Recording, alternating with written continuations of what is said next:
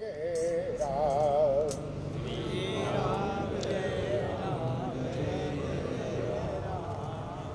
श्री राम जय राम जय जय राम।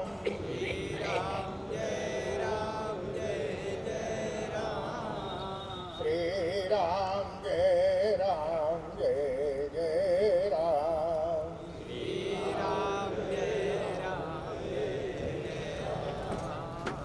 मंगल भवनय मंगलहारी।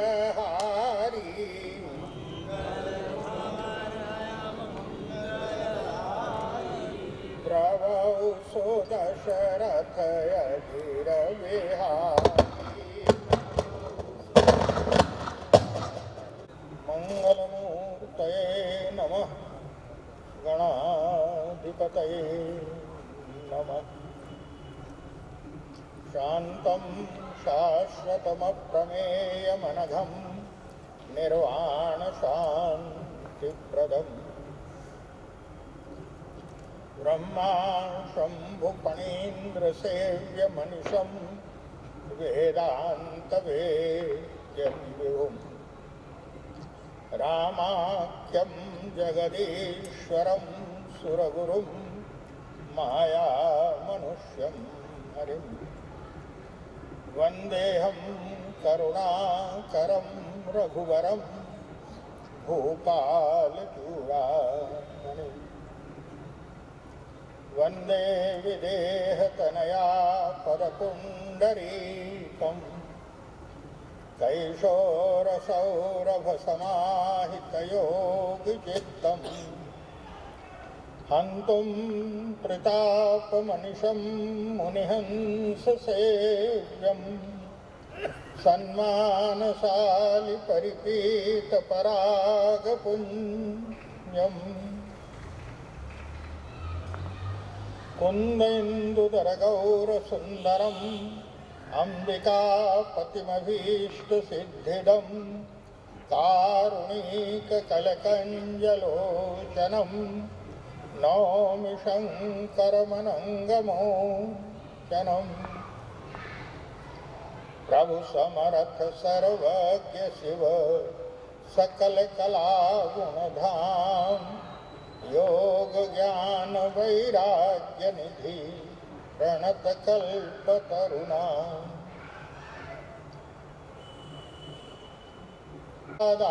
अमृतभेषजेन सततं भक्ताभिनाशो भवेत् यत्पादाहितशीतचन्द्रततिभिः तापत्रयं नश्यति साक्षात् ज्ञानदिवाकरोऽस्ति नियतां मोहान्धकारापः सोऽयं श्रीमद्रामकिङ्करगुरुः ज्ञानः प्रकाशं क्रिया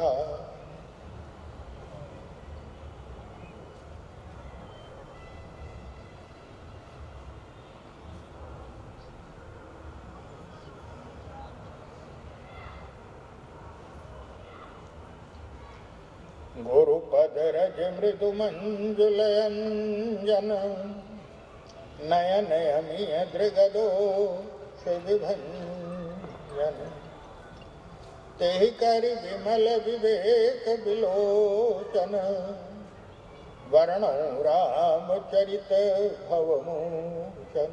सद्गुरुदेव भगवान की जय। सर्वप्रथम अनंत करुणा वरुणालय अनंत बोध में गुरुदेव भगवान के चरण कमलों में मैं अपना प्रणाम निवेदन करता हूँ। अनंत वात्सल्यमयी कृपा मूर्ति माँ चतुर्भुजी के चरणों में बारंबार प्रणाम करते हुए आप सभी समुपस्थित माता एवं बंधुओं सभी के प्रति मेरा हार्दिक नमन। और अब आइए हम लोग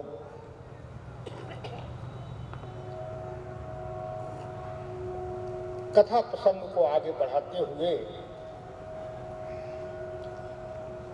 बल्कि आगे बढ़ाते हुए तो शब्द ठीक नहीं है, क्योंकि जो प्रसंग हमारे प्रशांत जी ने कहा था उस पर तो कल चर्चा हुई नहीं थी। भगवान शंकर से पूछा गया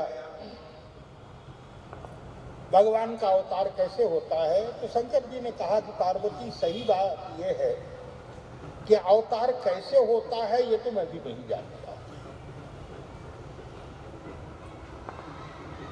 तब शंकर जी ने कहा फिर भी तुम्हारे प्रश्न का मैं उत्तर दूंगा। तुम्हारा जब जानते ही नहीं है तो उत्तर क्या देंगे। अब मान लीजिए अध्यापक को खुद ही नहीं पता है,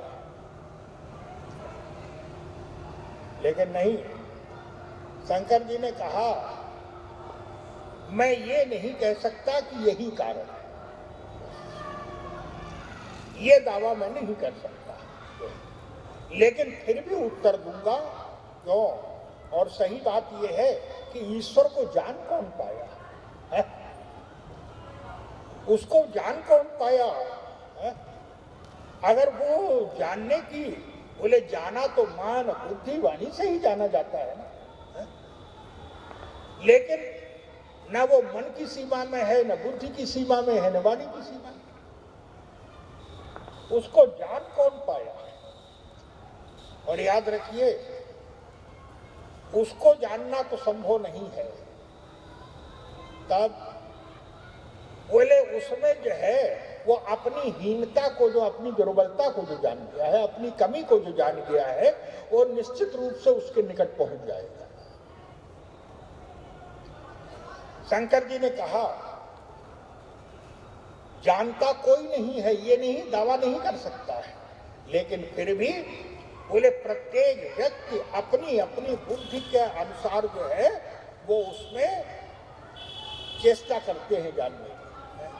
बोले तदपि संत मुनि वेद पुराना, फिर भी संत मुनि वेद और पुराण बोले जस कछु कहाई सुमति अनुमान, जो कुछ अपनी बुद्धि के से कहते हैं, और जिसकी जैसी बुद्धि है स्वाभाविक रूप से तैराक जिसमें जितना अधिक गहरा उतरने की क्षमता है वो उतरा जा सकता है।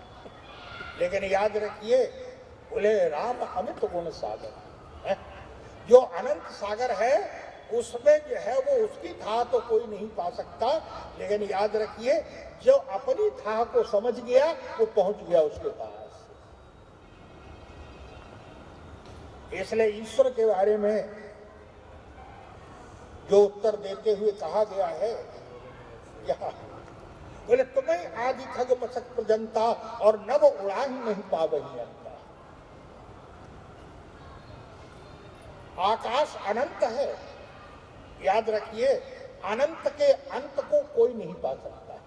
जो अनंत है वो जो है उसके अंत को कौन पा, जब अंत है ही नहीं उसका। लेकिन उसमें भी बोले बुद्धिमान वो है, आकाश अनंत है और अनंत आकाश के अंत का पता लगाने के लिए दो व्यक्तियों को चुना गया कि भाई तुम लोग जो है इसके आदि अंत का पता लगाओ। और वो दो कौन है? बोले एक तो गरुड़ है, गरुड़ में उड़ने की बड़ी शक्ति है, लंबी आयु है, शक्ति है? गति अत्यंत है गरुड़ में। तो एक तो गरुड़ को चुना गया और दूसरे मच्छर को चुना गया। क्यों? बोले न उसकी उम्र है, मच्छर कितने दिन का, अच्छा न ऊंची उड़ने की शक्ति है उसको। दो को बोले एक में जिसमें सबसे अधिक शक्ति है और दूसरा बोले जिसमें सबसे कम शक्ति है, दो को चुना गया और उन दोनों से कहा कि तुम आकाश के आदि अंत का पता लगाओ। दोनों चले और दोनों जब चले तो मच्छर में कितनी शक्ति भाई, 10, 15, 20 मिनट, आधा घंटा, 2 घंटा उड़ा, थक गया और थक के आकर के कह दिया बोले आकाश का कोई ओर छोर नहीं है, मैंने अच्छी तरह से पता लगा लिया है। गरुड़ जी बोले गरुड़ जी उड़ते चले जा रहे हैं। क्यों? बोले न आयु की कमी है न शक्ति की कमी है, उड़ते चले जा रहे हैं। लेकिन जब उसका आदि अंत है ही नहीं तो न मच्छर को मिलेगा न गरुड़ को मिलेगा। 10,000 वर्ष बाद गरुड़ लौटे और लौट करके कहा मैंने अच्छी तरह से पता लगा दिया है आकाश का कोई आदि अंत नहीं। याद रखिए, जिस सत्य को जानने में, जिस सत्य को मच्छर ने 10 मिनट में जान लिया, उसको जानने में गरुड़ को 10,000 वर्ष लगे। तो बोले उसका जब नहीं है कोई आदि अंत जो है तो वो तो मिलेगा ही नहीं, तो है ही नहीं है। बोले अनंत में जो अपने अंत को जो है वो समझ लेता है, याद रखिए वो पूर्णता के निकट, वो सत्य के निकट पहुंच जाता है। शंकर जी ने कहा बोले तुम्हें आदि खगमस्क प्रजनता और नव उड़ाह नहीं पावे। ऐसे ही बोले तदपि संत मुनि वेद पुराना और जस कछु कहीं समति अनुमान। जो कुछ अपनी बुद्धि के अनुसार, अब जिसमें जैसी बुद्धि है, जिसमें जितनी बुद्धि है। शंकर जी ने कहा संत मुनि वेद पुराणों के द्वारा मैंने सुना, और सुनने के बाद फिर शंकर जी कह रहे हैं कुछ तो वेद पुराण संत मुनियों के द्वारा सुना। अच्छा, सब कुछ सुनने के बाद फिर मैंने भी कुछ अर्थ लगाया। भाई मेरी जो बुद्धि है वो भी तो कुछ अर्थ लगा रही है। बोले संत मुनि वेद पुराणों के द्वारा जो सुना है वो, और उसमें मैं जो समझ रहा हूं वो सब कुछ मिला करके तुम्हें उत्तर दूं। बोले जैसे कछु कहें सुमति अनुमाना और तस्मय सुमुख सुनावो तो ही क्या। बोले समझ पड़े जस कारण है, मुझे जो कारण समझ में आता है तो पार्वती मैं तुम्हें वही सुनाऊंगा। राम जन्म कर हेतु अनेका और अधिक चित्र एक से एक बढ़कर के है। सचमुच में श्री राम के जन्म से पहले संसार में हाहाकार मचा हुआ, त्राही त्राही मची। और याद रखिए ये तो नियम है, ये तो नियम है कि भाई इस समय जो है सूर्योदय होता है, सूर्योदय से पहले तो अंधकार ही होता है, रात्रि के बाद ही तो सूर्य निकलेगा। और याद रखिए यहाँ बोले जो सुख आपको प्राप्त होने वाला है उस सुख के लिए जब तक आपने, वो रामायण में कहा गया है क्या, बोले रामायण में कहा गया है कि वस्तुतः याद रखिए वृक्ष की छाया का क्या सुख है? पेड़ की छाया में क्या सुख है इसको कौन जान सकता है? याद रखिए एयर कंडीशन में रहने वाले वृक्ष की छाया का सुख नहीं ले सकते। वृक्ष की छाया को सुख तो वही प्राप्त कर सकता है कौन? बोले जो मई जून की दोपहर की गर्मी में जो है वो खुले में चल रहा है और अचानक वृक्ष की छाया मिल जाए तब जो सुख प्राप्त हो। बोले जो अति आतप व्याकुल हो और तरु छाया सुख जाने से, वृक्ष की छाया का सुख।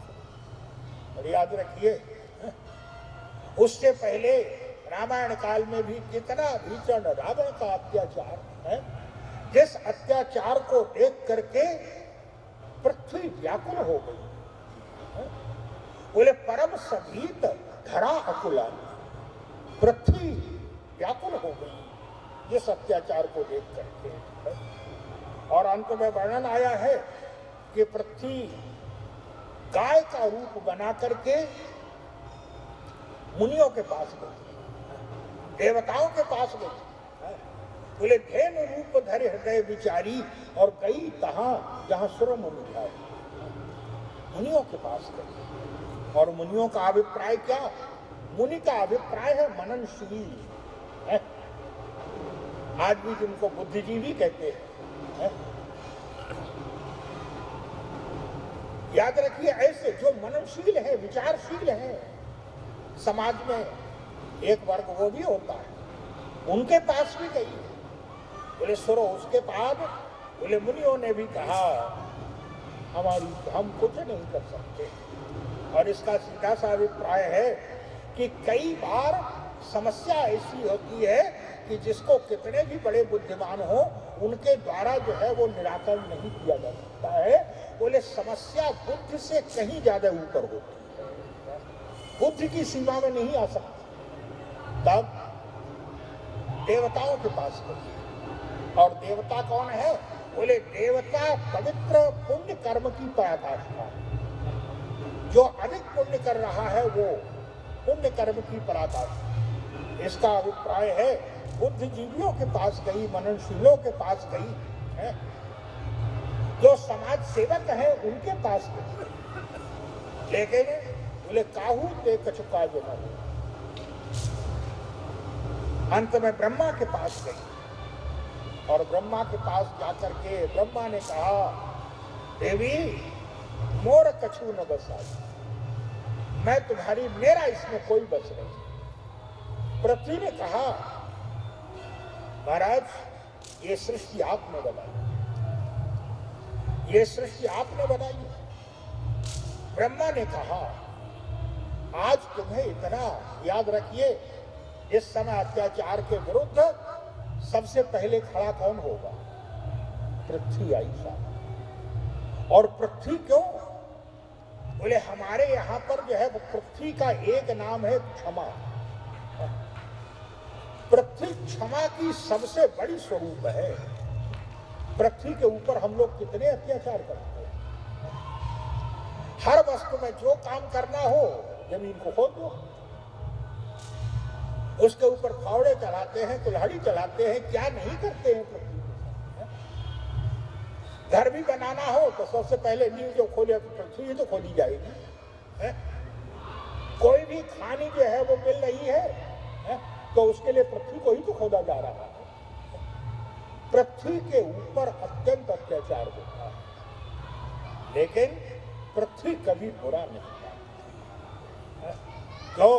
बोले पृथ्वी का स्वरूप ही है क्षमा, इसलिए उसका नाम है क्षमा। लेकिन सबसे पहले पृथ्वी के मन में ये बात आई, विरोध पृथ्वी के मन में आया। क्यों? और याद रखिए, जब तक आप बुराई को क्षमा करते चले जाएंगे तब तक आपको जो है वो अच्छाई की ओर पहुंचने का मार्ग नहीं मिलेगा। सबसे पहले बुराई के प्रति घृणा होनी चाहिए आपके मन में, क्षमा की वृत्ति समाप्त हो जाए। है? अरे क्षमा कीजिए, अच्छे व्यक्ति को कीजिए। क्यों? बोले अच्छे व्यक्ति से भी तो भूल हो जाती है। जिससे नादानी में भूल हो रही हो, नासमझी में भूल हो रही हो, है? और जो बार बार गलती करने, एक बच्चे को मैंने देखा था बहुत वर्ष पहले हमारे गुरु जी के सामने, वो हर बात में जो है वो बिना किसी आपके जो है वो सबसे पहले थप्पड़ चलाता, मारता वो किसी को भी। अच्छा 5-7 वर्ष का बच्चा, लेकिन विचित्र बात, बोले थप्पड़ मारता था, मारने के तुरंत बाद कहता था जो है सॉरी। तो भैया ये तो अच्छा है। याद रखिए, उनके लिए नहीं, बोले नासमझी से, नादानी से, अज्ञानता से भूल हो जाए उसको क्षमा। लेकिन बुराई को यदि आपने क्षमा किया तो याद रखिए बुराई पनपती ही चली जाएगी। अगर वृक्ष को आपने लगाया है तो उसको सिंचित कीजिए, लेकिन कई वृक्ष ऐसे होते हैं कि मान लीजिए घर में निकल आए, दीवार में निकल आए। अब आप कहें कि हम कैसे इनको उखाड़ें, तो याद रखिए आप नहीं उखाड़ेंगे लेकिन वो जो है घर को उखाड़ फेंकेगा। इसलिए क्षमा कीजिए, लेकिन क्षमा उसके प्रति होना चाहिए जो क्षमा का पात्र है, अपात्र के प्रति नहीं होना चाहिए। सबसे पहले पृथ्वी ब्रह्मा ने पूछा, बोले संसार में इतने अत्याचार, इतने बुरे व्यक्ति आए, लेकिन कभी तुम्हारे मन में ऐसी घृणा नहीं, लेकिन आज इतनी घृणा क्यों आई? पृथ्वी ने कहा, मैं इस बोझ को नहीं उठा पाऊंगा। ब्रह्मा ने कहा कि तुम तो मूर्तिमान रूप हो गए हैं, इतने बोझ जो है वो सारे के सारे ब्रह्मांड का बोझ, सब कुछ तुम्हारे ही तो ऊपर है, और तुम इतनी। तो उस समय पृथ्वी ने जो वाक्य कहा, पृथ्वी ने कहा, बोले मुझे पर्वतों का, नदियों का, पहाड़ों का कितना भी बोझ हो, मुझे मालूम ही नहीं पड़ता है कि ये कुछ बोझ है। तब बोले मुझे सबसे ज्यादा बोझ जो है, बोले ये बोझ तो मुझे मालूम ही नहीं पड़ते हैं, लेकिन एक बोझ ऐसा है जो असह्य है, मैं उसको उठा ही नहीं पाऊंगा। कौन सा? तो पृथ्वी ने कहा, बोले गिरी सर सन सिंधु हार नहीं मोह, और जसमोहि गरुआ एक परद्रोही। एक परद्रोही व्यक्ति जो दूसरे के प्रति जो है वो घृणा की भाव से भरा हुआ है, दूसरे का अहित करने के लिए जो है वो लालायत हमेशा केवल एक ही बात सोचता है कि कैसे जो है वो इसका अहित करे, उससे न लेना न देना कुछ नहीं हमें। कई लोग ऐसे स्वभाव के होते हैं जिनसे हमें कुछ लेना देना नहीं, उनको उसका अहित हो, हमें लाभ कुछ नहीं है, लेकिन दूसरे व्यक्ति को कष्ट हो, जिसके लिए रामायण में भी कहा गया है। रामायण में कहा कि कुछ लोग ऐसे स्वभाव के होते हैं, कैसे? बोले ऐसे स्वभाव के होते हैं कि बैर अकारण सब काहू, हर एक व्यक्ति से अकारण जो है वो बैर मोल ले, अकारण बैर, सामने वाले को पता भी नहीं, लेकिन आपने जो है वो बैर दुश्मनी मान ली दूसरे, और बिना कारण। याद रखिए, जैसे संत और भगवंत जो है बिना कारण के कृपालु हैं, ऐसे ही ये लोग बिना कारण के जो है, बोले बैर अकारण सब काहू, और जोकर हित अनहित काहू। चाहे कोई उनका अपना हो, चाहे पराया हो, चाहे जो है हितैषी हो, चाहे विरोधी, लेकिन बोले उनका स्वभाव है। पृथ्वी ने कहा, बोले गिर सर सिंधु भार नहीं मोही, और जसमहि गरुआ एक परदो। तब ब्रह्मा ने कहा, मैं तो असमर्थ हूँ। पृथ्वी ने कहा, तो मैं तो बड़ी आशा से आई थी आपके पास, क्यों? बोले सृष्टि तो आप ही की बनाई, रावण को वरदान तो आपने ही दिया। ब्रह्मा ने कहा, देवी याद रखो। क्या? बोले वरदान देना जो है, वरदान देने के लिए मैं बाध्य हूँ। क्यों? बोले जो तपस्या कर रहा है उसका फल देने के लिए बाध्य हूँ, लेकिन फल मिलने के बाद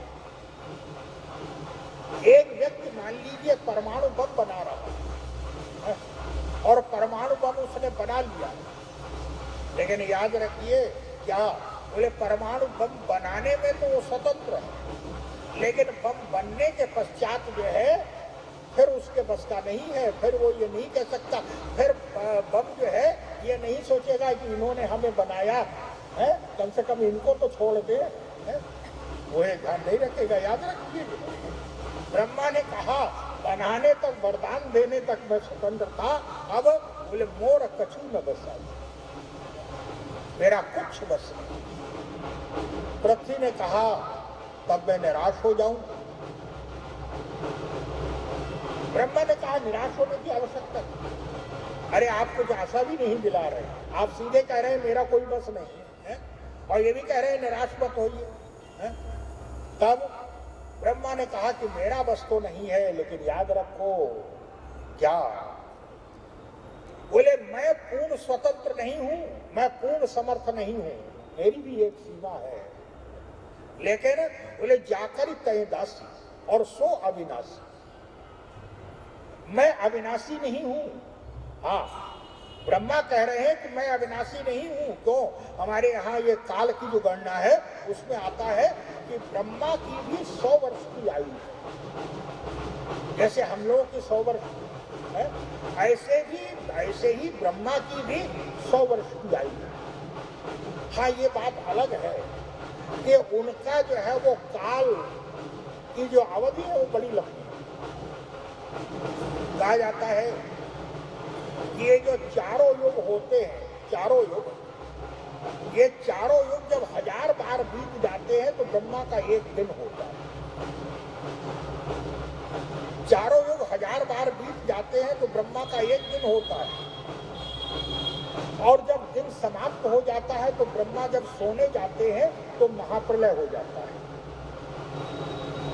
ब्रह्मा की जो रात है वो पूरी महाप्रलय 1000 युग की रात भी होती है, महाप्रलय भी होता है। तो बोले ब्रह्मा सोने चले गए। कहा जाता है कि ये जो वर्तमान जो ब्रह्मा है, इनके आयु के 50 वर्ष पूरे हो चुके हैं, 51वें वर्ष का पहला दिन चल रहा है। लेकिन बोले 100 वर्ष की आयु है। इस प्रकार से 100 वर्ष।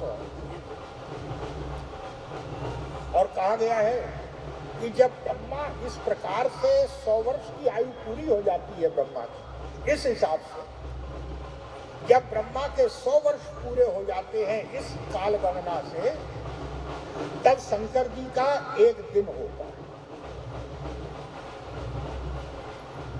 और शंकर जी भी 100 वर्ष उनकी गणना से। और जब शंकर जी के 100 वर्ष पूरे हो जाते हैं उनकी गणना से, तब कहा जाता है कि भगवान नारायण एक बार पलक गिराते हैं। ये जो काल की गणना, लेकिन बोले है सब की गणना। नारायण बोले सो अविनाशी, क्या करित हैं दासी सो अविनाशी, और हमरो तोर सहाय। वही मेरा भी सहायक है, वही तुम्हारा भी सहायक है। तब हम लोग प्रार्थना करें। और याद रखिए, क्या बोले समस्या बहुत बड़ी है, समस्या बहुत बड़ी है, ये चिल्लाने से कुछ नहीं होगा। आप अगर जो है वो घोर अंधकार में ये कह रहे हैं, अरे भाई बहुत बड़ा अंधकार है, कैसे जाएगा, कुछ दिखाई नहीं दे रहा है, अगर आप इस प्रकार से केवल रुदन ही करते रहे, उससे कुछ नहीं होने वाला है। तो बोले आप जो है एक छोटा सा अगर दीपक भी जला लेंगे तो कम से कम प्रकाश तो हो ही जाएगा। याद रखिए, ये प्रार्थना, समस्या आने पर प्रार्थना ही एकमात्र अवलंबन है व्यक्ति के जीवन में। मैंने कई आश्रमों में देखा, कई अभी भी मैंने देखा है, परिचित है कुछ लोग, घर में परिवार बैठ करके एक समय प्रार्थना करता है। घर में आप लोगों को भी बैठ करके, ज्यादा नहीं, 5 मिनट 10 मिनट जो भी हो सके, लेकिन बैठ करके भगवान की प्रार्थना करनी चाहिए। प्रार्थना में जो शक्ति है, अद्भुत शक्ति है प्रार्थना। और अंत में आई है, प्रार्थना से ही तो कहा, बोले प्रार्थना करो। ब्रह्मा ने कहा कि प्रार्थना करो उन भगवान से। और जब प्रार्थना के लिए कहा गया, तब पूछा कैसे प्रार्थना करे, कहाँ प्रार्थना करे। याद रखिए, बोले प्रार्थना में वो भाव होना चाहिए, प्रार्थना हृदय से निकले। हम लोगों की जो प्रार्थना निकलती है वो हृदय से नहीं निकलती, हम लोगों की प्रार्थना यहाँ से निकलती है। तो बोले क्या कहना चाहिए, ऐसे शब्द कहो कि अगल बगल सुनने वाले कहें कि अरे भाई ये तो बहुत बड़े त्यागी हैं, ये तो क्या पूछना है? तो याद रखिए कि हम प्रार्थना उनको सुनाने के लिए कर रहे हैं कि उसको सुनाने के लिए कर रहे हैं। भाई जिसको सुनाने के लिए करोगे वही सुनेगा। संसार जो सुनता है वो दिमाग की भाषा सुनता है, और ईश्वर जो सुनता है वो हृदय की भाषा सुनता है। वो केवल हृदय की भाषा सुनना जानता है, वो दिमाग की भाषा नहीं सुनना जानता। प्रार्थना वो कीजिए जो हृदय से,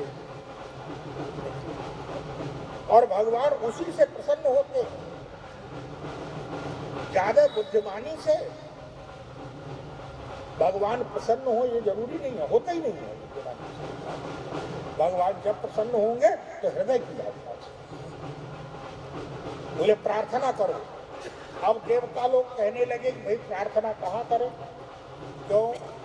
बोले कुछ देवता बोल रहे थे वैकुंठ में चलना चाहिए। श्रीमद् भागवत में भगवान श्याम सुंदर के जन्म के समय जो प्रार्थना की गई तो वो तीरथ क्षीर पयोनि थे, वो क्षीर सागर में जाकर के की गई। लेकिन यहाँ पर जिस समय ये बात होने लगी कि कहाँ प्रार्थना की जाए,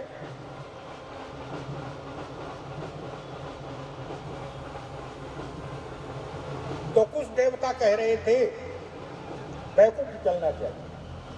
बोले पूरा वैकुंठ जान कहा कोई, वैकुंठ चलना चाहिए क्यों? बोले वैकुंठ में भगवान रहते हैं। कोई देवता कह रहा था क्षीर सागर में रहते, को कहा पयनिधि बस प्रभु को। कहा प्रार्थना कीजिए, अब आपस में झगड़ा होता है। कुछ लोग कह रहे हैं क्षीर सागर चलो, कुछ लोग कह रहे हैं कि वैकुंठ चलो, कोई निर्णय नहीं हो पा रहा है। बोले पूरा वैकुंठ जान कहा कोई, और को कहा पयनिधि बस प्रभु को। बस इसी में सर्व समय जो है वो गंवा रहे। और याद रखिए हम लोग सोचते विचारते कुछ नहीं है, याद रखिए बोले समस्या का समाधान पाने के लिए जो है उसका निदान, आप उसका निदान कीजिए। अगर कोई रोग है तो उसकी दवा शुरू कर दीजिए आप डॉक्टर से पूछ कर। लेकिन बोले लोगों में समस्या होती है क्या? बोले 10 डॉक्टर का नाम किसके पास चले? डॉक्टर के पास तो जाते नहीं है, यमराज आ जाते हैं तब तक। जो निदान है भाई, निदान जिसके पास है डॉक्टर ही तो निदान करेगा ना, जो चेष्टा की जा सकती है। लेकिन कोई भी हम लोग बोले आपस में इतना झगड़ते हैं, एक मत नहीं हो पाते हैं, और तब बोले कोई निर्णय नहीं हो पा रहा है। तब पार्वती जी ने पूछ दिया शंकर जी से, महाराज आप क्यों नहीं गए थे लोगों के साथ प्रार्थना करने के लिए, आप क्यों नहीं गए थे? शंकर जी ने कहा पार्वती तुमसे किसने कहा कि मैं नहीं गया था? अरे नहीं महाराज, अगर आप गए होते तो आप बोलते ना। शंकर जी ने कहा कैसे बोलता? क्यों? बोले झगड़ालू जो है जब चुप होंगे तब तो बोलने का मौका मिलेगा। ये झगड़ालू जो है वो बोलने के लिए मौका ही नहीं देते हैं सामने वाले। और ये सबसे अच्छा उपाय है क्या? बोले इतना बोलते चले जाओ कि सामने वाले को मौका ही ना मिले बोलने का। शंकर जी ने कहा पार्वती बोले तेरी समाज गिरिजा में रहे, मैं था उस समाज। अरे महाराज आप थे और आप बोल नहीं रहे थे। शंकर जी ने कहा बोला, लेकिन कब? बोले तेरी समाज गिरिजा मैं रहे हूं। बोले कब? बोले अवसर पाए, झगड़ते झगड़ते जब दोनों के मुंह थक गए और थोड़ा सा रुके, मैं सोचा कि इस समय बोल लेना अच्छा, तुरंत बोल पड़ा। बोले अवसर पाए, बोले झगड़ालू जो है वो बोलने का मौका दे, अवसर दे तब न बोलूंगा। सत्य यही है। बोले तेरी समाज गिरिजा मैं रहे हूं और अवसर पाए वचन एक कहे। क्या? बोले हरि व्यापक सर्वत्र समान। भगवान तो सर्वत्र व्याप्त है। अरे ये बताओ, बोले देश काल दिशहु माही, और कहूं सो कहां जहां प्रभु। कौन सी ऐसी जगह है जहां वो भगवान नहीं है? कोई जगह ऐसी है क्या? देवताओं ने कहा महाराज आपने बात तो अच्छी कही, लेकिन बोले हमारी सारी आशाओं पे जो है वो तुषारपात कर दिया, सारी आशाएं नष्ट कर दी आपने। क्यों? बोले जब आप ये कह रहे हैं कि प्रत्येक स्थान पर भगवान है, तो इसका अभिप्राय यहां भी है? बोले हाँ है। देवताओं ने कहा महाराज अभी तक तो हम लोग ये समझे बैठे थे कि भगवान किसी दूर देश में रहते हैं, हमारी समस्याएं उनको नहीं पता। तो जब हम प्रार्थना करेंगे, उनको सुनाएंगे, तो हमारी समस्या को दूर कर देंगे। लेकिन जब यहां भी है, इसका अभिप्राय है कि हमारे समस्या को देख रहे हैं, और जब देखते हुए दूर नहीं कर रहे हैं, तो फिर प्रार्थना करने से क्या फायदा। शंकर जी ने कहा कि है तो सर्वत्र, लेकिन कैसे है?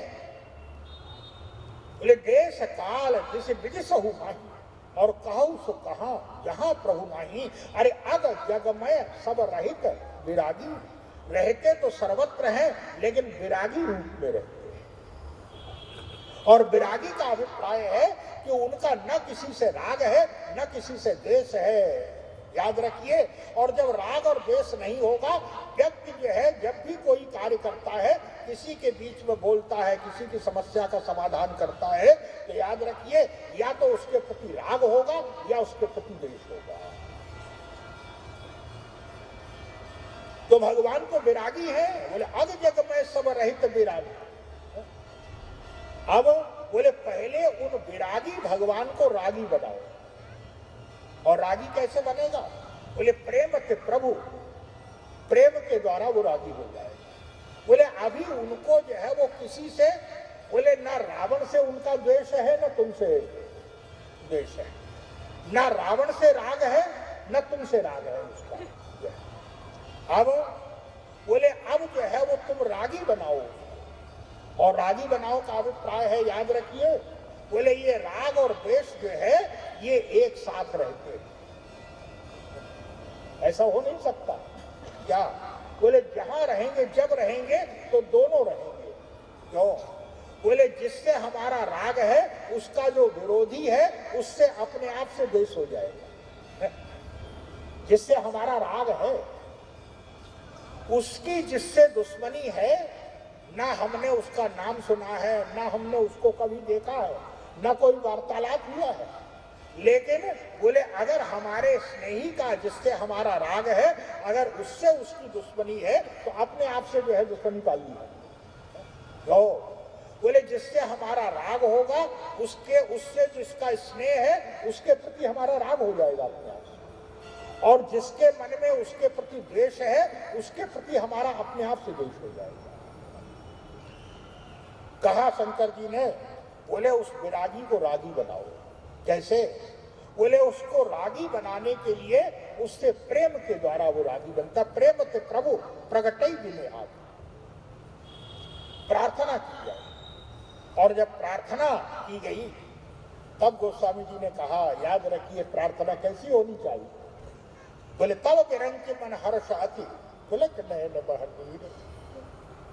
ब्रह्मा की अगुवाई में प्रार्थना हो रही, और प्रार्थना में बोले तब विरंग मन हर्ष आती और पुलक नयन बहन, शरीर में रोमांच हो रहा है। और रोमांच का अभिप्राय क्या? बोले जो हृदय से जो प्रार्थना हो रही है, वो वस्तुतः एक एक रोम जो है प्रार्थना कर रहा है। रोमांच का अभिप्राय यही है, एक एक रोम छिद्र जो है वो प्रार्थना कर रहा है। बुद्धि से जब होगी तो याद रखिए केवल बुद्धि से ही होगी बस। लेकिन यहां पर बोले तब विरंच मन हर्ष अति पुलक नयन गह नीर, और स्तुति करत जोड़ी कर, हाथ जोड़ करके स्तुति, बोले सावधान मति भीड़ है। प्रार्थना कर रहे हैं, और प्रार्थना में सबसे पहले हम लोग प्रार्थना तो करते हैं, लेकिन याद रखिए क्या? बोले प्रार्थना हमारी घिसी पिटी होती है। प्रार्थना बोले हृदय, हम लोग बुद्धि से करते हैं प्रार्थना। और हृदय याद रखिए, बोले हृदय की भावनाएं परिवर्तित होती रहती हैं। समय के अनुसार आप प्रार्थना कीजिए, जिस समय जो भावना है आपके हृदय में। देवता प्रार्थना कर रहे हैं, ब्रह्मा प्रार्थना कर रहे हैं, सबसे पहले भगवान से कहा या बोले जय जय सुर नायक, आप देवताओं के नायक हैं, जय जय सुर नायक। देखिए हमारे गुरु जी कहा करते, जब भगवान से कहा कि जय जय सुर नायक, आप देवताओं के नायक हैं, तो प्रशंसा जो कर रहे हैं, स्तुति का मतलब है प्रशंसा करना, तो प्रशंसा तो जो की जाती है वो तो, और अगर आप उसको जो है लखपति कह रहे हैं तब तो प्रशंसा, और किसी करोड़पति के अगर आप कह रहे हैं कि आप तो लखपति हैं, क्या पूछ रहा है आप? वो कहा जाता है थानेदार जब आ जाते थे तो हड़कंप मच जाता था, है? बड़ी भारी मान्यता थी। कहीं पर जो है वो सभा हो रही थी तो उसमें आईजी साहब भी बैठे हुए थे। उस समय एक बुढ़िया ने जो है वो प्रभावित हुई से उसके प्रति जो है जो समस्या थी, कहा कि बेटा मैं भगवान से प्रार्थना करती हूँ कि तुम थानेदार हो जाओ। बता रहे तो बोले भगवान जो है देवताओं के ही नायक थोड़ी है, भगवान तो जो है ब्रह्मांड के नायक है, और उसी ब्रह्मांड में ही तो देवता है ना। तो जब ब्रह्मांड के नायक है उनको केवल देवताओं का नायक कहना क्यों? ब्रह्मा ने ये नहीं कहा कि आप ब्रह्मांड के नायक हैं, क्यों? बोले अगर ये कह देंगे कि आप ब्रह्मांड के नायक हैं तो उसी ब्रह्मांड में रावण भी तो है ना, है? तो रावण के विरुद्ध उनको कैसे ला सकते हैं? क्यों? बोले रावण के विरुद्ध, राक्षसत्व के विरुद्ध देश पैदा करना है उनके, इसलिए बोले महाराज आप देवताओं के नायक हैं क्या? बोले महाराज दल बदल लीजिए, अब एक ही दल में आ जाइए आप। देवताओं के, और स्वाभाविक रूप से भाई जो देवताओं का विरोधी है अपने आप से विरोधी हो गए। जय जय सुर नायक जन सुखदायक प्रणत पाल भगवन, हम देवता आपकी शरण में, आप हमारी रक्षा कीजिए। जय जय जय सुर नायक जन सुखदायक प्रणत पाल भगवंता, और बोले गोविल हितकारी, आप गाय और ब्राह्मणों के हितकारी हैं, और इसका अभिप्राय है कि रावण उनका विरोधी है। आप और उसके साथ कह दिया क्या? बोले सिंधु सुता प्रिय कविता, आप समुद्र की पुत्री लक्ष्मी के पति हैं, समुद्र से ही निकली ना लक्ष्मी, तो समुद्र की पुत्री लक्ष्मी के पति है। क्यों? बोले सीधा सा अभिप्राय है कि समुद्र है देवता है, और उनके जो है वो आप देवताओं के जामाता है, दामाद है। और महाराज इसका अभिप्राय है, बोले पहले भगवान से संबंध तो बनाइए और जब नाता हो जाता है तब, और नाता भी ऐसा क्या? बोले ससुराल के नाते के सामने सारे नाते फीके। हमारे गुरु जी कहा करते थे, एक सज्जन आए तो उन सज्जन ने कहा किसी व्यक्ति को लेकर के कि ससुराल का ज्यादा पक्ष लेता है, ससुराल के पक्ष है, तो हमारे गुरु जी ने विनोद करते हुए वो तो समझाया, वो अलग बात है। कहा कि भाई देखो वो जो कर रहा है कुछ गलत नहीं कर रहा है। क्यों? बोले ये तो हमारे पुराणों की परंपरा है, हमारे देवताओं की परंपरा है कि हमारे देवता जो है ससुराल का पक्ष लेते हैं हमेशा। क्यों? बोले भगवान नारायण है, समुद्र की पुत्री से विवाह हुआ तो बोले क्षीर सागर समुद्र में घर जमाई बन गई, जाकर घर जमाई बन के रहने लगे। शंकर जी हिमालय की बेटी से विवाह हुआ तो कैलाश हिमालय में ही तो है ना, वो भी घर जमाई बन गए। तो वही तो देवताओं की परंपरा है, जब विवाह करो और घर जमाई बन जाओ जाकर। तो तुम इतने, और रामायण में तो गोस्वामी जी महाराज व्यंग करते हुए कहते हैं क्या? बोले रामायण में तो गोस्वामी जी ने कहा कि लोग कलयुग में माता पिता को बहुत मानते हैं, बहुत सम्मान करते हैं माता पिता का, लेकिन कब तक? बोले सो तो माने ही मातु पिता तवल, अब लानन दीख नहीं जबल। जब तक पत्नी का मुंह नहीं देखा है तब तक मातृदेवो भव पितृदेवो भव। और याद रखिए यहाँ विवाह हुआ, देवता समाप्त, पत्नी ही बस है, देवी ही देवी है बस। बोले सो तो माने ही मातु पिता तो अवलो, अवलानन दीख नहीं जवलो, अरे ससुराल प्यारी लगी जबते।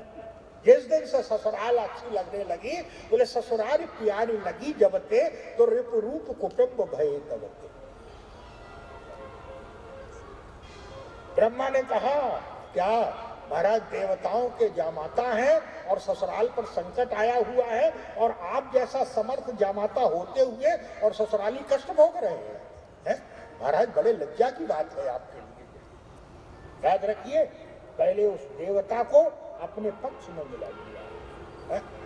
और पक्ष में याद रखिए, भगवान का न किसी से पक्ष है न विपक्ष, भगवान तो स्वयं कहते हैं। पूछा गया महाराज आप, तो भगवान ने यही कहा, बोले समदर्शी, मैं समदर्शी।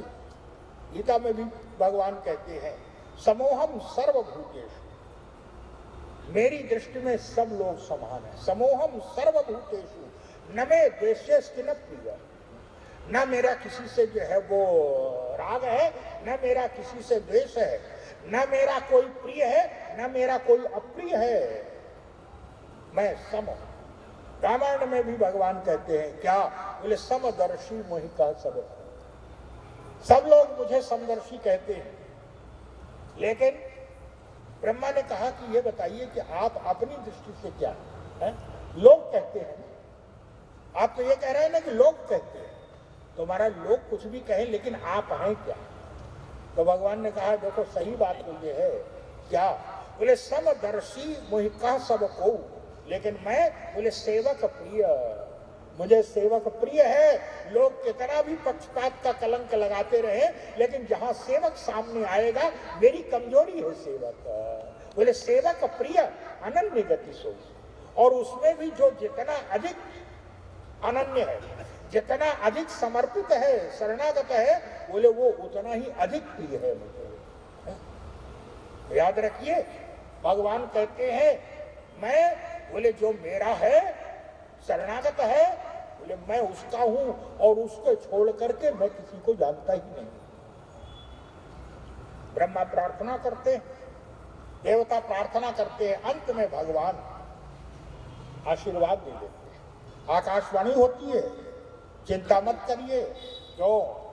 बोले तुम्हें तुम्हारी रक्षा के लिए मैं अवतार लूंगा। और भगवान ने कहा क्या, याद रखिए ये भी तपस्या होती है। हमारे जीवन में जो कष्ट है, याद रखिए अगर उनको हम भगवान की इच्छा मान रहे हैं तो वही तपस्या हो जाएगी, वही आपकी तपस्या हो जाएगी।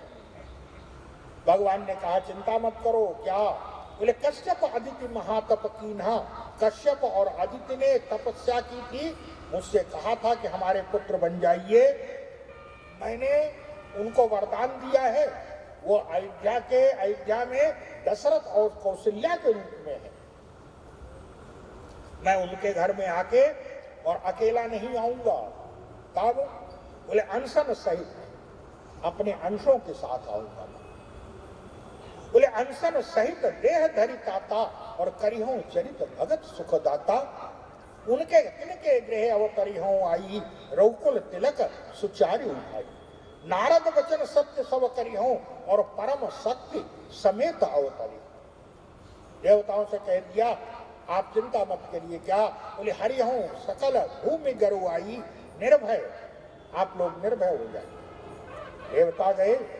इधर गोस्वामी जी महाराज कहते हैं कि महाराज श्री दशरथ अयोध्या के राजा हैं। महाराज श्री दशरथ परम प्रतापी, परम पुण्यात्मा। महाराज श्री दशरथ के जीवन का जो है, जिनके लिए गुरु वशिष्ठ का शब्द है, क्या? गुरु वशिष्ठ ने भरी सभा में कहा महाराज श्री दशरथ के लिए, भरत मेरी मान्यता है, क्या? बोले मैंने जो है एक से एक बढ़कर के महाराजा देखे, एक से एक बढ़कर के पुण्यात्मा देखे, एक से एक बढ़कर के पवित्रात्मा देखे हैं। लेकिन भरत मैं बड़े दावे से कह सकता हूं, क्या? बोले भयऊ कभी हुआ नहीं ऐसा ना आज तक हुआ है। बोले भयऊ न अहै, न हुआ न है वर्तमान में। और आगे बोले भयऊ न अहै, भयऊ न जो है न तो हुआ है न है न अब होने आ रहा, ना अभी ऐसा कोई पैदा होगा आगे चल करके। कैसा? बोले भूप भरत जस पिता तुम्हारा, जैसे तुम्हारे पिता महान थे। भयऊ न आहे न अब होने आ रहा, और भूप भरत जस पिता तुम्हारा। इसका अभिप्राय क्या? गुरु वशिष्ठ कहते हैं, बोले भूत भविष्य वर्तमान तीनों कालों में मेरी दृष्टि में दशरथ से बढ़कर के महान कोई नहीं है। वशिष्ठ जैसा गुरु कह रहा है।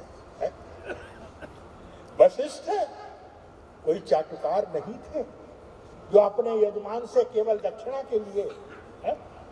वशिष्ठ वो गुरु थे कि जिस समय जो है उनको पुरोहित बनाने के लिए महाराज इक्ष्वाकु गए, भगवान राम के जो आदि पूर्वज थे, महाराज इक्ष्वाकु गए तो वशिष्ठ ने सीधे मना कर दिया कि मैं नहीं बनूंगा है?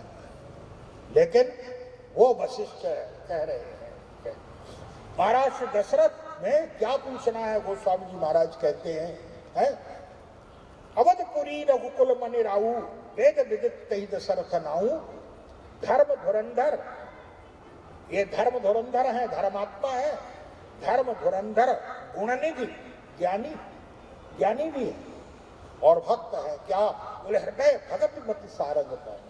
सारंगपाणी भगवान नारायण के प्रति जो है वो इनमें संपूर्ण श्रद्धा है, पूर्ण श्रद्धा है। ज्ञान भक्ति कर्म तीनों है महाराज श्री दशरथ। लेकिन लंबी अवस्था के बाद भी कोई संतान नहीं हुई, और जब संतान नहीं हुई तो याद रखिए महाराज श्री दशरथ ने कोई गलत मार्ग नहीं अपनाया। तब जिस समय लंबी अवस्था, कहा जाता है कि 59,000 वर्ष की अवस्था हो गई महाराज श्री दशरथ की। और 59,000 वर्ष कोई ऐसा वो नहीं था, क्योंकि भाई आयु ही लंबी होती थी, लाखों वर्ष की आयु होती थी। लेकिन हाँ, वृद्धावस्था आ गई थी, ये जरूर है। गुरु वशिष्ठ के पास गए और गुरु जी से कहा, गुरुदेव आपकी कृपा से मेरे जीवन में वो सुख है कि आज जो है वो इंद्र तरसता है मेरा राज्य पाने की, आज कुबेर तरसते हैं मेरा खजाना पाने की। मुझसे कुबेर कहते हैं अपना खजाना दे दो, हमारा खजाना ले लो। इंद्र कहता है स्वर्ग ले लो, अयोध्या दे दो। बोले अवध राज सुर राज सिंहाही, और दशरथ धन सुनी धन दल जाए। महाराज ये सुख है मेरे जीवन में आज। इस समय कहा, और गुरुदेव ये सब सुख केवल आपकी कृपा का परिणाम है। गुरु जिसके प्रति अनुरक्त हो जाए, क्या पूछना, गुरु की कृपा जिसके जीवन में हो जाए। लेकिन गुरुदेव केवल एक दुख है मेरे जीवन में। कौन सा? बोले इतने सुख के बाद अब दुख को स्थान क्या है? महाराज श्री दशरथ ने कहा कि केवल एक दुख है। दुख क्या? बोले एक पुत्र को जो है वो, जिस अयोध्या की प्रजा ने मुझे देवता के समान सम्मान दिया, उस अयोध्या की प्रजा को मैं एक युवराज नहीं दे सकता। एक बार भूपति मन माही, भई गलानी मोरे सुख नाही। तब बोले गुरु ग्रह गए तुरंत मही पाला। गुरु के चरणों में जाकर के अपनी व्यथा रख दी। गुरु वशिष्ठ ने कहा क्या चाहते हो? दशरथ जी ने कहा गुरुदेव बस एक पुत्र का मुंह देखने को मिल जाए। गुरु जी ने कहा बस एक ही। महाराज मेरे भाग्य में तो वो भी नहीं। गुरु वशिष्ठ याद रखिए, जब गुरु के हृदय खुला, गुरु के कृपा का खजाना खुला, गुरु ने तुरंत कहा चिंता मत करो। क्यों? बोले तुम एक का, लेकिन एक पुत्र नहीं होगा तुम्हें। तब बोले धरऊ धीर कोई है सुखचारी। एक नहीं चार पुत्र होंगे तुम्हारे, और ऐसे पुत्र होंगे कि ब्रह्मांड गर्व करेगा उन पुत्र होकर।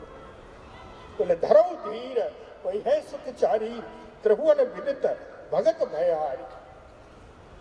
महाराज श्री दशरथ ने कहा कि महाराज मेरे भाग्य में तो एक भी नहीं है, और आपकी कृपा, आपकी कृपा की तो कोई सीमा ही नहीं है।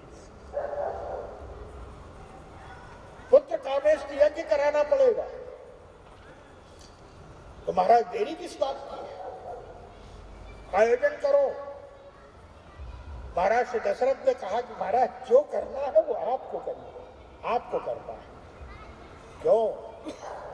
बोले गुरु के चरणों में अपनी व्यथा सौंप करके जो है अब जो करना है वो गुरु को करना है। हम लोग याद रखिए, अपनी समस्या हम भगवान को भी सौंपते नहीं है, भगवान के सामने सुनाते हैं और फिर भगवान को उपाय भी बता देते हैं, ऐसा कर दीजिए वैसा कर दीजिए। तो इसका मतलब भगवान में तो बुद्धि है नहीं, आपकी सलाह जो है वो अरे निश्चित तो होकर के। और सच में याद रखिए, बोले संपूर्ण समर्पण तब है जब एक बार उसके प्रति समर्पण करने के पश्चात जो है वो निश्चिंतता की नींद सो। अगर ईश्वर को भी हम चिंता का भार सौंप रहे हैं, स्वयं भी चिंता कर रहे हैं, तो याद रखिए हमारे गुरु जी कहा करते थे, ये तो उस तरह की बुद्धिमानी हुई हमारी। अब बुद्धिमानी कहे या मूर्खता, ये तो आप लोग ही अर्थ लगाएंगे। एक व्यक्ति व्यापारी राजस्थान में चला जा रहा था ऊंट पे, क्योंकि राजस्थान में तो ऊंट अब तो खैर अलग बात है, लेकिन एक समय था तो ऊंट पर बैठते, ऊंट पर सामान भी लगा हुआ, खूब सामान लगा हुआ था ऊंट पर। भाई व्यापारी था, लेकर के जा रहा था, ऊंट पर सारा सामान लगा हुआ था। उसके मन में ऊंट के प्रति दया आई। क्या सोचने लगा, कितना बड़ा अन्याय है, इतना सामान भी, मैं भी ऊंट के ऊपर लगा हुआ, इतना सामान भी, ये तो ऊंट के प्रति बड़ा, इसको बहुत ज्यादा बोझ मालूम पड़ रहा है। दया दिखाई ऊंट के ऊपर। क्या? बोले सारा का सारा सामान जो है वो अपने सिर पर लाद लिया और ऊंट पर बैठ के चला जा रहा है, और सोच रहा है कि ऊंट का बोझ ऊंट का बोझ तो कम नहीं हुआ, तेरी खोपड़ी का बोझ जो है और बढ़ गया। हम लोगों की ऐसी ही दशा है, हम लोग सौंपना भी नहीं जानते। गुरु वशिष्ठ ने यही कहा, गुरु वशिष्ठ ने जब कहा, दशरथ जी ने कहा महाराज जो करना है वो आपको करना है। और वर्णन यही है। क्या? बोले श्रृंगी ऋषि को बुलाया गया, लेकिन किसने बुलाया? बोले श्रृंगी ऋषि वशिष्ठ बुलाया, वशिष्ठ जी ने बुलाया। क्यों? बोले गुरु के चरणों में सब कुछ सौंप दिया, अब ये जाने और इनका काम जाने गए। और जिस समय यज्ञ करने लगे, पुत्र कामेश की यज्ञ करने लगे, उस समय यज्ञ में हमारे यहाँ परंपरा है कि यज्ञ में संकल्प लिया जाता है कि आप किस उद्देश्य, किस संकल्प के लिए जो है ये कार्य कर रहे हैं, ये यज्ञ कर रहे हैं, आप पाना क्या चाहते हैं। दशरथ जी से पूछा गया, आप क्या पाना चाहते हैं? संकल्प लीजिए, आपकी क्या इच्छा है? दशरथ जी ने यही कहा। क्या? बोले मेरा कोई संकल्प नहीं है। तब यज्ञ क्यों हो रहा है? बोले गुरुदेव से पूछिए क्यों हो रहा है। मेरा कोई संकल्प नहीं है, मैंने तो अपनी व्यथा गुरु जी के चरणों में सौंप दी है। जो संकल्प होगा तो इनका होगा। और इसीलिए वर्णन यही, महाराज श्री दशरथ ने नहीं संकल्प लिया। तब इसलिए जिस समय आहुति दी गई, अग्निदेव प्रकट हुए खीर का पात्र लेकर के, भगत सहित मुनि आहुति दी नहीं तो प्रकटे अग्नि चरू कर ली है। जिस समय आहुति दी गई, अग्निदेव प्रकट हुए, उस समय अग्निदेव ने वो पात्र दिया और दशरथ और गुरु वशिष्ठ से कहा, शब्द है वहां, आप ध्यान से सुनिएगा, शब्द है। क्या? बोले जो वशिष्ठ कछु हृदय विचार। वशिष्ठ, तुमने अपने मन में जो संकल्प लिया है इसका अभिप्राय क्या? बोले संकल्प गुरु जी का था, संकल्प चेले जी का नहीं था। क्यों?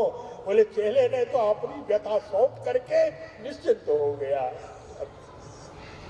बोले जो वशिष्ठ कछु, याद रखिए जब गुरु का संकल्प है ऐसा समर्पण गुरु के प्रति ऐसी भावना। बोले जो वशिष्ठ कछु हृदय विचारा तो सकल काज भा सिद्ध तुम्हारा। आपके सारे कार्य क्यों? बोले जहां गुरु आगे आगे चल रहा है, ईश्वर की प्राप्ति कब होगी? क्या? बोले जब गुरु आगे होगा तो याद रखिए, बोले गुरु संसार भी दिलाता है और गुरु भगवान भी दिलाता है। मुक्ति के लिए तो जो है वो, लेकिन याद रखिए बोले सांसारिक सुख भी गुरु दिलाता है, गुरु भगवान को भी दिलाता है। संसार और लोक और परलोक दोनों को गुरु दिलाता है। यही कहा, बोले यह हम बांट देहु नृप जाई और जथा जोग नृप बाग बनाई। उसके पश्चात जो है याद रखिए कि चारों भाइयों का जन्म होता है। ये बड़ी जो है बहुत कितना अधिक समय है, कितनी विपत्ति भगवान के अवतार से पहले कितनी विपत्ति आई है। तो यहाँ पर भाई कोई आश्चर्य नहीं है, क्योंकि अब जन्मभूमि जो बन रही है 500 साल तो हो ही गए उसके लिए। उससे पहले कितनी विपत्ति जो है वो सही है। याद रखिए भगवान के आने से पहले जब वो आता है, जिस दिन से भगवान आए गर्भ में, उसके पश्चात जो है चारों ओर आनंद मंगल ही जो है व्याप्त होने लगा। कैसे भगवान का अवतार होता है, आगे क्या लीला होती है, क्या कथा है, इसकी चर्चा जो है वो पुनः आगे कल से। आज इतना ही। बोलिए सियावर रामचंद्र भगवान की, उमापति महादेव की, पवन सुत हनुमान की, चतुर्भुजी मैया की, संत भगवान की, सद्गुरुदेव भगवान की।